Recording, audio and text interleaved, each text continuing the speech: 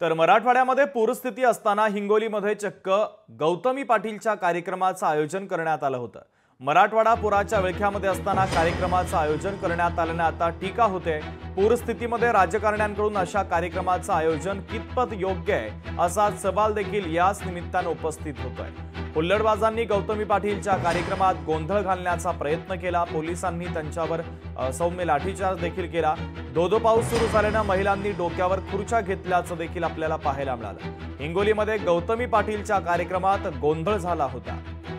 तर एकीकडे पावसाचा थैमान सुरू आहे, शेतकऱ्यांचं मोठं नुकसान झालंय, बळीराजा हतबल झालेला आहे, सरकारकडे मदतीसाठी याचना करतोय, अपेक्षा करतोय आणि अशा सगळ्या परिस्थितीमध्ये सांस्कृतिक कार्यक्रम करणं कितपत योग्य आहे हा सवाल या निमित्ताने उपस्थित होतोय।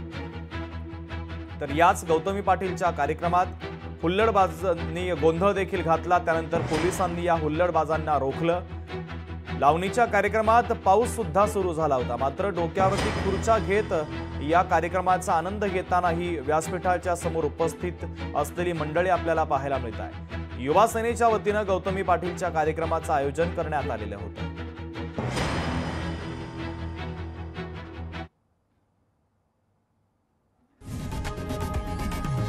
लोकशाही मराठी ऐका, पहा, जागरूक रहा।